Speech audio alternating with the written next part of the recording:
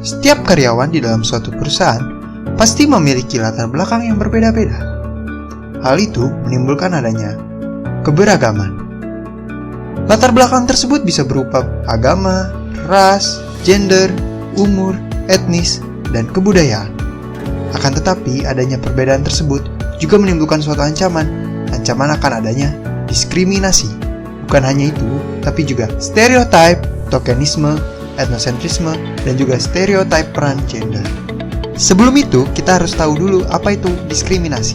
Menurut ILO, diskriminasi adalah setiap pembedaan, pengecualian, atau pengutamaan atas dasar ras, warna kulit, jenis kelamin, agama, keyakinan politik, kebangsaan atau usul-usul yang berakibat meniadakan atau mengurangi persamaan kesempatan atau perlakuan dalam pekerjaan atau jabatan.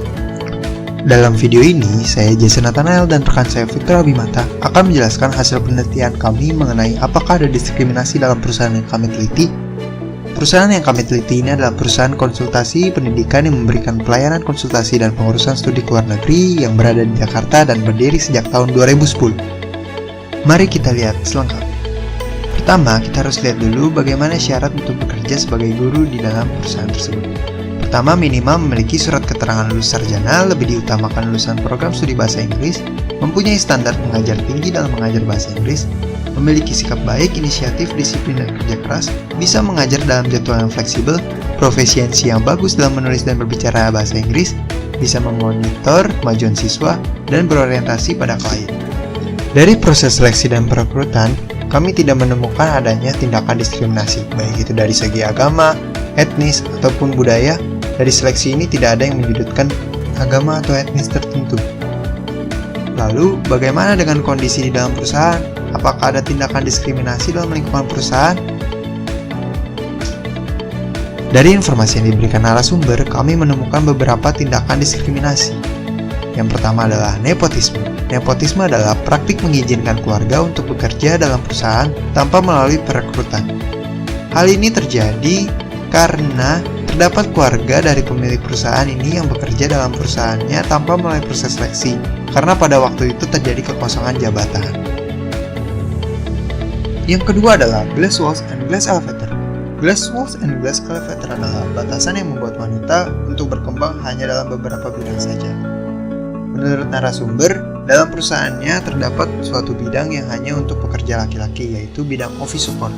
Karena menurut perusahaan, tugas dari bidang office support tidak cocok untuk wanita. Contohnya, mengantarkan dokumen ke cabang perusahaan, atau mengangkat galon, dan masih banyak lagi. Itulah beberapa tindakan diskriminasi yang terjadi.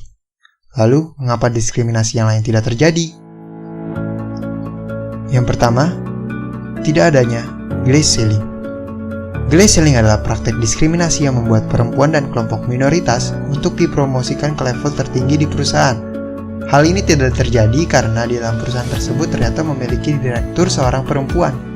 Lalu, bagaimana jika kita melihat dari tipe-tipe diskriminasi?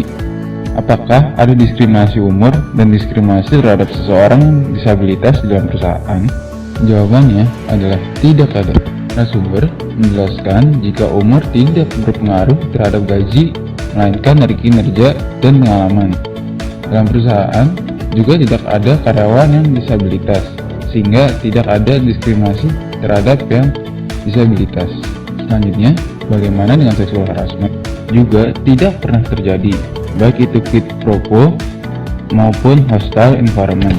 Lalu, bagaimana dengan diskriminasi positif?